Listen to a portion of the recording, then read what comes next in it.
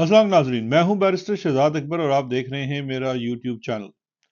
नाजरीन, आज की बड़ी खबर तो पिछले 24 घंटों की ये थी कि एफआईए ने साइफर केस के अंदर जो चालान है वो जमा करा दिया है। और इसकी खबर जो है वो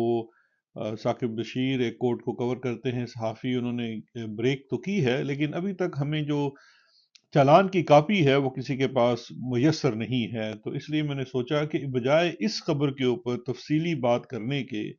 बगैर चालान के देखे, बेहतर होगा कि मैं आज आपसे एक और बड़ा इंपॉर्टेंट टॉपिक है जो डिस्कस करना चाहता हूं। और वो कौन से अवामिल हैं जिसकी वजह से इमरान खान और जो वजीर आजम पाकिस्तान थे, इलेक्टेड वजीर आजम थे, और उनके वजीर खारजा आज अडयाला जेल में हैं। हम आज उन अवामिल पे बात करते हैं, और जैसे ही हमें जो चालान सबमिट हुआ है इस केस के अंदर, उसकी जब कॉपी आ जाती है तो फिर हम उसका पूरा जो एक लीगल एनालिसिस है वो आपके सामने पेश करेंगे कि चालान के अंदर क्या चीज़ें आई हैं, उसकी सेहत जुर्म क्या है, और इनमें जो एविडेंस लगाया गया है उसकी क्या वैल्यू है, और आने वाले दिनों में कैसे चीज़ें प्रोसीड करेंगी। लेकिन वापस आते हैं हम इस चीज़ के ऊपर कि आज इमरान खान अडयाला जेल में क्यों हैं, और दुनिया की तमाम जो ताकतें हैं बैरून मुल्क, खासकर वेस्टर्न ब्लॉक जो है, वो इस चीज़ पे क्यों खामोश है। वो ये क्यों कहता है कि जब सवाल उठाया जाता है पाकिस्तान के साबिक वजीर आजम और पाकिस्तान के सबसे मकबूल तरीन सियासी लीडर इमरान खान के ऊपर बनाए गए जाली मुकदमों की, या उनके साथ जो उनके जो ड्यू प्रोसेस की ज्यादतियां हो रही हैं, तो क्यों कर अमरीकी जो महकमा खारजा है या बरतानवी महकमा खारजा है, वो इस किस्से को क्यों कहता है कि ये पाकिस्तान का एक अंदरूनी मामला है, जबकि उसी ही सांस के अंदर वो रशिया में अगर मिसाल के तौर पर कोई किसी के साथ, किसी अपोजिशन लीडर के साथ कोई छोटी सी ज्यादती भी होती है तो उसके ऊपर वो बड़ा भरपूर आवाज उठाते हैं, या ईरान में ले लीजिए या किसी दूसरे मुल्क में ले लीजिए। तो पाकिस्तान के सिलसिले में ऑल ऑफ सडन क्यों बरतानिया और अमेरिका में इतनी खामोशी है।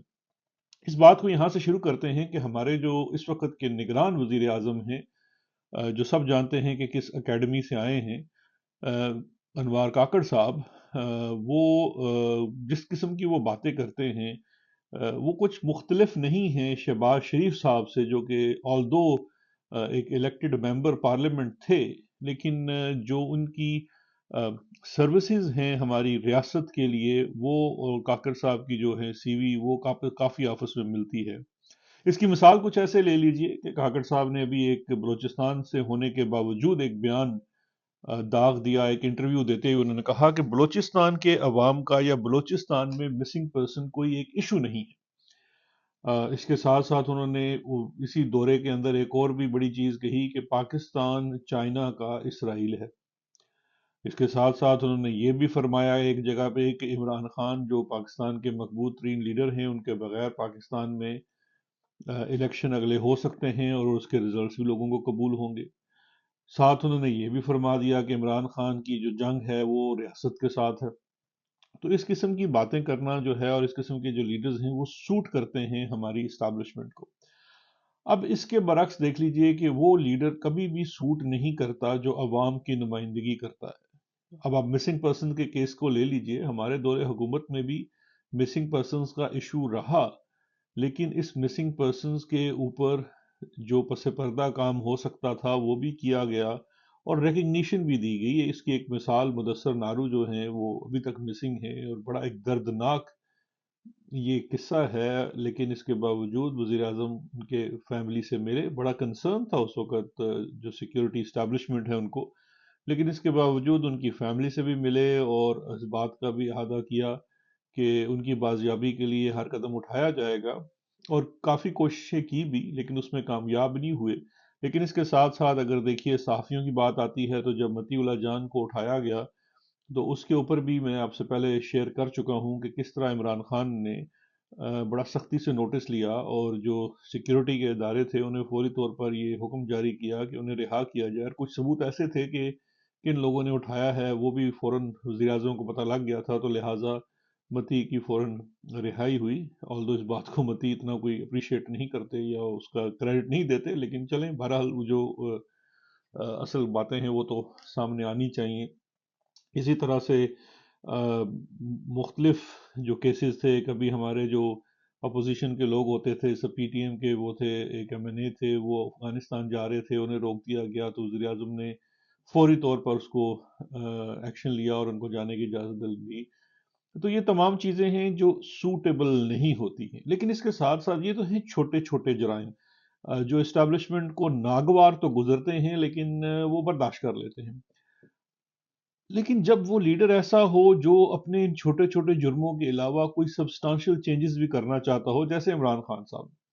عمران خان صاحب کا وار آن ٹیرر کے اوپر اور امریکن بلاک کے اندر پاکستان کی جو کارستانیاں ہیں ان کو لے کر ایک بڑا سٹیٹڈ جو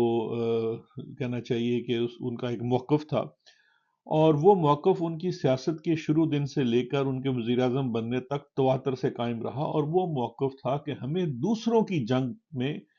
حصہ نہیں بننا چاہیے۔ اور یہ جو بیک گراؤنڈ ہے اس کا وہ یہ ہے کہ 80 کی دہائی میں جب افغان وار ہوئی اور اس افغان وار کے اندر پاکستان نے خواہ مخواہ ایک فرنٹ اسٹیٹ کے طور پہ ایک کردار ادا کیا اور امریکہ کے لیے جو کاروائیاں کی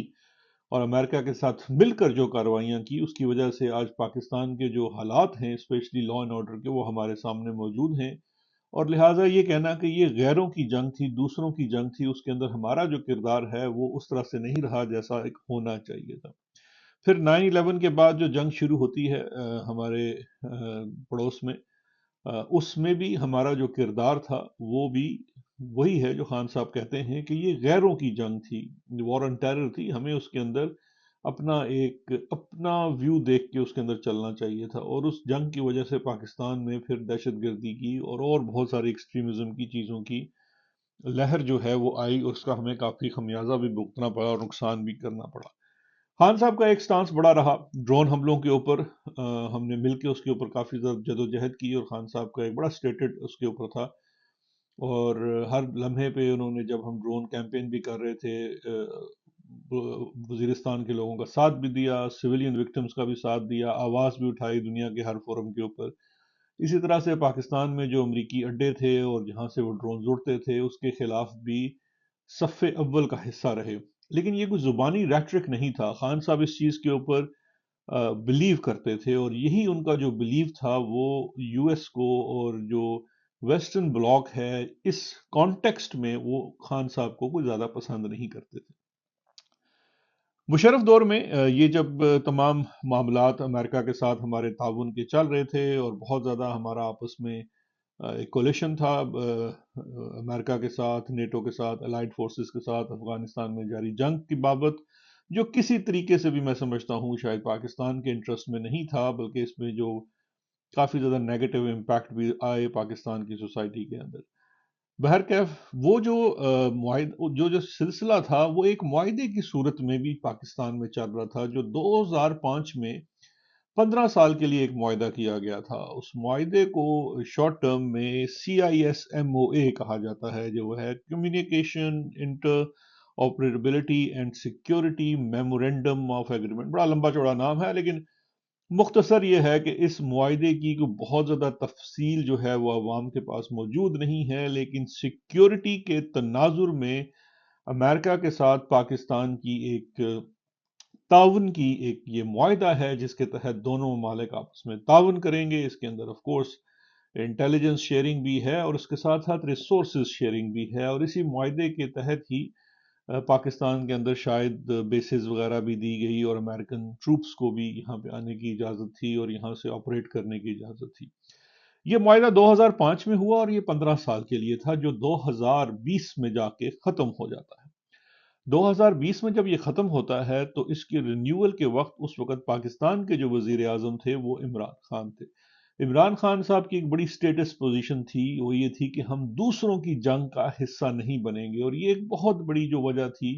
جو اس وقت کے آرمی چیف اور وزیر اعظم کے مابین ایک سمجھیے کہ ایک ایسا پوائنٹ تھا جس کے اوپر میٹنگ آف مائنڈ نہیں تھی، دونوں کا ذہن اس کے اوپر نہیں ملتا تھا۔ باجوہ صاحب کی پرسنالٹی کی ایک بڑی انٹرسٹنگ چیز تھی جو مجھے غور سے اور قریب سے دیکھنے کا موقع ملا، اور یہ تھا کہ وہ کبھی بھی اندر کیا سوچ رہے ہیں اور کیا کرنے جا رہے ہیں اور پس پردہ کیا ہو رہا ہے وہ کبھی بھی اس کا اظہار نہیں کرتے تھے، اور واردات جو وہ ڈالتے تھے اور وہ ڈال جاتے تھے، وہ بعد میں جن کے ساتھ واردات پڑتی تھی انہیں پتہ چلتا تھا۔ بہرکیف یہ تو سوال ہی پیدا نہیں ہوتا تھا کہ عمران خان صاحب یا ان کی وزارت خارجہ کسی صورت ایک ایسا معاہدہ دوبارہ کر لے جس کے اوپر عمران خان کی پچھلی 20-22 سال کی پولیٹیکل جدوجہد قائم ہے۔ عمران خان جب پارلیمان کا حصہ بھی نہیں تھے، الیکشن بھی ہار گئے تھے اور ایک ہی ممبر تھے بعد میں بھی، اس وقت بھی خان صاحب کا ایک بڑا سٹیٹس آبجیکٹو تھا اور ایک بڑا سٹیٹڈ سٹینڈرڈ ان کا ایک سٹانس تھا کہ یہ دوسروں کی جنگ ہے اور ہمیں اس کا حصہ نہیں بننا چاہیے۔ 2020 میں جب اس معاہدے کی ریوائول کی بات آئی اور یا کھڑی ہوئی تو اس وقت تو سوال ہی پیدا نہیں ہوتا تھا۔ تو یہ جو ایک چیز تھی ایک بہت بڑی ایشو تھی، لیکن 2022 میں ہم نے دیکھا کہ خان صاحب کی حکومت ختم ہو جاتی ہے۔ اب بہت ساری چیزیں جو ہیں وہ منظر پہ آ رہی ہیں کہ یہ شاید اس سازش کا آغاز تو 2019 میں ہو گیا تھا، اس کے اندر بہت سارے ہماری اندرونی پولیٹکس کے معاملات بھی ہیں۔ خواجہ آصف اور رانا ثناء اللہ اب آن ریکارڈ ہیں کہ وہ یہ مانتے ہیں، یہ ایڈمٹ کرتے ہیں کہ جنرل باجوہ کے ساتھ اس وقت کی اسٹیبلشمنٹ کے ساتھ ان کی جو بات چیت تھی وہ 2019 کے آخر میں شروع ہو چکی تھی، اور 2020 کے جون میں پنجاب کی حکومت اور 2020 کے دسمبر میں شاید ان کو فیڈرل گورنمنٹ بھی آفر کی جا چکی تھی۔ اب جب میں ان چیزوں کو دیکھتا ہوں اور سوچتا ہوں تو یہ تو کچھ چیزیں ساتھ بیٹھ رہی ہیں کہ 2020 اور 2021 یہ معاہدہ ختم ہوتا ہے، معاہدہ ختم ہونے کے بعد دوبارہ اس کی توثیق نہیں ہو رہی، توثیق کیا ہونی ہے، کسی میں جرت نہیں ہے کہ عمران خان سے اس کی بات بھی کر سکے، کیونکہ وہ جو ان کا سٹیٹڈ آبجیکٹو تھا وہ اپنی جگہ موجود تھا۔ اب اس کے بعد وقت آگے چلتا ہے اور وہ ڈونلڈ ڈو والا قصہ ہوتا ہے اور اس کے پیچھے وہ سائفر آتا ہے جس کا بھی چلان بھی داخل ہو گیا، یہ تمام چیزیں پیرالل چلتی ہیں۔ لیکن یہ تمام یہ چیزیں ہو جاتی ہیں اور وہ سائفر آنے کے اور دھمکی آنے کے بعد خان صاحب کی حکومت کا تختہ الٹ دیا جاتا ہے، پی ڈی ایم کی گورنمنٹ آ جاتی ہے، تو 2023 میں ہمارے دفاعی معاملات کے اندر امریکہ کے ساتھ تعلقات کی بحالی بھی ہو جاتی ہے۔ وہ جب تعلقات کی ہماری ان سے بحالی ہوتی ہے تو ہمارے جو ہائی پروفائل جو وزٹس ہیں، اسپیشلی جو ہماری دفاعی منسٹری ہے یا محکمے ہیں یا آرمی ہے، وہاں سے ہائی لیول ڈیلیگیشن جو ہیں وہ امریکہ بھی جاتے ہیں، اور اس میں 2022 کے آخر میں بھی ڈیلیگیشن گئے، یہ آن ریکارڈ ہے، 2023 کی فیبری میں بھی ایک ہائی لیول ڈیلیگیشن گیا اور پھر اس کے بعد بھی جاتا رہا۔ لیکن 2023 میں اب آنے والی اطلاعات یہی جو آج کی خبر ہے میرے پاس کہ 2023 میں اس معاہدے کی توثیق ہو جاتی ہے، یعنی کہ 2023 میں 3 سال کے بریک کے بعد یہ جو معاہدہ ہے یہ دوبارہ طے پا گیا ہے رپورٹس کے مطابق، اور دوبارہ اس معاہدے کے تحت یہ جو CISMOA ہے یہ ایک ریوائیو ہو گیا ہے، اور یہ جو معاہدہ ریوائیو ہونے کے بعد اب پاکستان کا دفاعی معاملات میں اور اسپیشلی آن گراؤنڈ جو کوآپریشن ہے اس میں فضائی ان کے جو جہاز ہیں ان کو اڈے دینا ہے، ان کے ڈرونز کا ہے، یہ تمام چیزیں دوبارہ سے ریوائیو ہو گئی ہیں۔ آف کورس اس کی جو ڈیٹیلز ہیں وہ ہمارے پاس نہیں ہیں، نہ ہی ہمارے پاس معاہدے کی کاپی ہے۔ پاکستان کے قانون کے مطابق ایسا کوئی بھی معاہدہ، کوئی بھی میمورنڈم، کوئی بھی انڈرسٹینڈنگ جب کسی دوسرے ملک سے ہوتی ہے تو اس کی توثیق وفاقی کابینہ سے ہونا لازم ہے، ضرور ہوئی ہوگی، لیکن یہ سوال اب کابینہ کے لیے ہے کہ کیا وہ معاہدہ خفیہ رکھا گیا ہے، اس کی تفصیل کیا ہے، اس کی ٹرمز اینڈ کنڈیشنز کیا ہیں، کیا ہم نے ہوائی اڈے دے دیے ہیں یا نہیں دیے ہیں۔ لیکن ابھی تک کی جو شواہد نظر آ رہے ہیں، جو مبینہ رپورٹس آ رہی ہیں، وہ یہ ہیں کہ شاید بلوچستان میں ان کو اڈے دوبارہ دے دیے گئے ہیں، اس کی تصدیق ہونا باقی ہے۔ اس کے ساتھ ساتھ رپورٹس آن گراؤنڈ جو رپورٹس ہیں، اسپیشلی جو افغانستان کے صوبے پختیا سے رپورٹس آ رہی ہیں، وہاں پہ ڈرونز جو ہیں وہ فلائی کر رہے ہیں اور مبینہ طور پر یہ ڈرونز پاکستان سے فلائی کر رہے ہیں۔ اب یہ ہمارے پہلے بھی آپ نے دیکھا ماضی میں جو آن گراؤنڈ ہمارے صحافی حضرات ہیں جو انویسٹیگیٹو جرنلزم صحیح والی کرتے ہیں، رپورٹرز ہوتے ہیں، وہ خبر ڈھونڈ نکالتے ہیں، تو انشاءاللہ یہاں سے بھی خبر آ جائے گی۔ لیکن یہ اس وقت انتہائی تشویشناک بات ہے کہ اگر یہ چیزیں ساری درست ہیں تو یہ پاکستان کے لیے اور پاکستان کے انٹرسٹ کے لیے کافی تشویشناک ہے، کیونکہ یہ جو دوسرے ممالک کی اور دوسرے لوگوں کی جنگیں لڑ لڑ کے آج ہم نے پاکستان کا یہ حال کر دیا ہے، اور اگر فیوچر میں بھی ہم اس میں جاتے ہیں تو یہ ایک بہت بڑا سوالیہ نشان ہے۔ اور اس میں سب سے بڑی چیز یہ ہے کہ یہ تمام چیزیں بند دروازوں کے پیچھے خفیہ طور پر کی جاتی ہیں، نہ ان کے اوپر کوئی اوور سائٹ ہے، یعنی کہ پارلیمان کا یا کسی کمیٹی کا کوئی اوور سائٹ نہیں ہے، الیکٹڈ لوگوں کا کوئی اوور سائٹ نہیں ہے، اس کے ساتھ ساتھ کوئی اس کی اکاؤنٹیبلٹی نہیں ہے، کوئی پوچھنے والا نہیں ہے، فرد واحد کی یہ ومز کے اوپر چلتا ہے، اور جو بھی اس میں ہے کہ آپ نے کیا کرنا ہے، کیا لیا ہے، کیا دیا ہے، کیا کھایا ہے، کیا پیا ہے، اس کا کسی کو کچھ معلوم نہیں ہے۔ اور اب اس چیز کے اندر جو سب سے جو اور ایک تشویشناک چیز ہے، وہ ہمارا ایک اور آل ویدر فرینڈ، ہمارا جو نیبر ہے چائنا، اس کے بھی بہت زیادہ کنسرنز موجود ہیں اس چیز کے اوپر۔ چائنا کے جی ہاں بڑے کنسرنز ہیں، کیونکہ چائنا کا سی پیک کو لے کر اور اس کے ساتھ ساتھ چائنا کا انٹرسٹ پاکستان کے اندر، اور پھر وہ جو جیو پالیٹکس ہے اس کے اندر چائنا کی پوزیشننگ خطے کے اندر، اور بھارت کے ساتھ امریکہ کا پہلے سے موجودہ گٹھ جوڑ، اور اب جو پاکستان ایک چائنا جس کو اپنا قریب تر دوست سمجھتا ہے، اس کی اس کی نوعیت کے جو دفاعی معاملات ہیں جس میں آن گراؤنڈ، کیونکہ دیکھیے یہاں پہ جو انڈین اوشن ہے اس کے اندر جو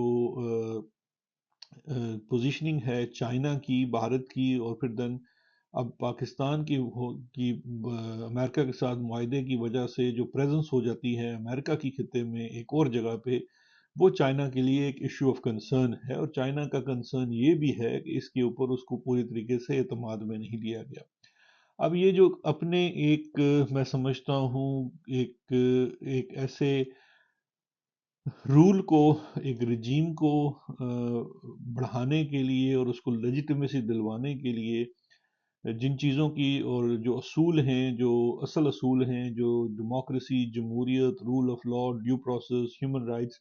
وہ تمام اصولوں کو سے کہتے ہیں تہ رکھ کے یہ معاہدے ہو جاتے ہیں، اور پھر اس کے بعد ان کا خمیازہ ہماری آنے والی نسلوں کو بھگتنا پڑتا ہے۔ یہ ایک بڑا کنسرننگ ایشو ہے، اور اگر یہ تمام جو اطلاعات آ رہی ہیں یہ درست ہیں، اس کے اوپر ہم مزید بھی بات کریں گے، اور اس پہ مزید بھی ہم اپنی ریسرچ جاری رکھیں گے، اور ہمارے پاس جو جو اطلاع آئے گی یا جو بھی کنفرم چیزیں آئیں گی اس کو آپ سے شیئر ضرور کریں گے۔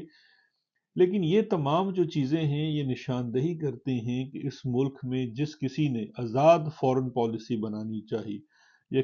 جس کسی نے بھی امریکہ بہادر سے ہٹ کر فورن پالیسی بنانا چاہی، اس کا انجام اڈیالہ میں ہوا۔ آپ کو کبھی موقع ملے تو امریکن پیپرز ایک کتاب ہے، جمشید مارکر ہمارے ایک ڈپلومیٹ تھے، انہوں نے لکھی تھی،